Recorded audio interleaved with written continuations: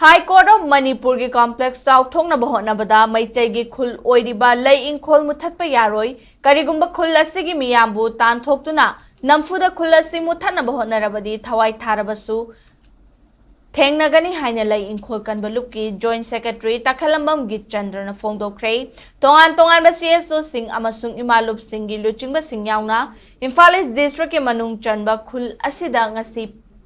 Pangthokhiba paugi mifam amada takhalamamgi Chandrana phongdokhibada khulasi kumja lising amaga chamapan nifugi matamda lamdam asida leprosi amadi TB laina yamna kanna narakpa amadi anaba sing aduga unaba fauki naba matam aduda anaba kaya thaidoktuna khulasi da thamkhibani mafam adu yamna natai chadana sothaba phibamda leirambadagi Matam gi oina semgalaktuna ngasigi phibam asi yaurakhibani ngasidi piklaba khul asida miyoi chatrat kayankhai mapan khundare amadi masida chai 15 makhagi angang chaniga amasu yauri adubu laibak thibadi lengangna High Court of Manipur yauna capital project semgatlakpadagi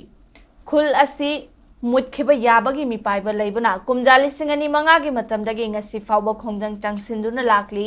mahakna high court sabagi lam ekar kun mathau tabada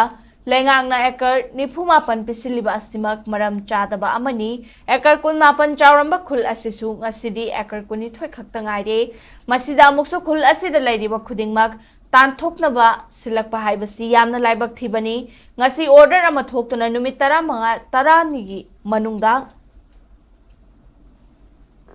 Takthokla bayai haiba pautare masina chumba oirabadi khunja singna yaba ngamloi tangai fadana leirabadi mafam chaba yengduna lei Ingkhol gi miyam gi punsi mahin khara fagathan bayaba saphaba mafam da sinbiyu Namphuda khunja sing tanthokpadi yaroi mafam asida leiriba khunja ayambana nomagi suraga chaba ngaktani haiki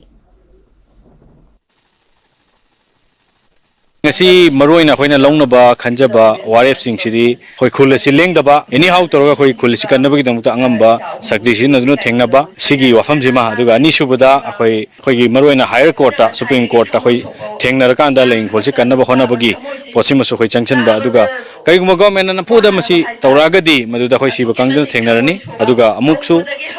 kaiguma government sina negotiate tawraga wari sabai yabagi level amada laagadi Ingkhol sidagi hena kitang phaba mafam amada khoina alternative arrangement piragadi madusu khoi khunja singgi tanarakanda kari tobo yage dusu khoi khana rakhini adungumba so natabida Namphuda tawragadi madudadi dum hena khoi misimina me amsu tholokpa yai madudi khoi government invite to biganu ana thamjagi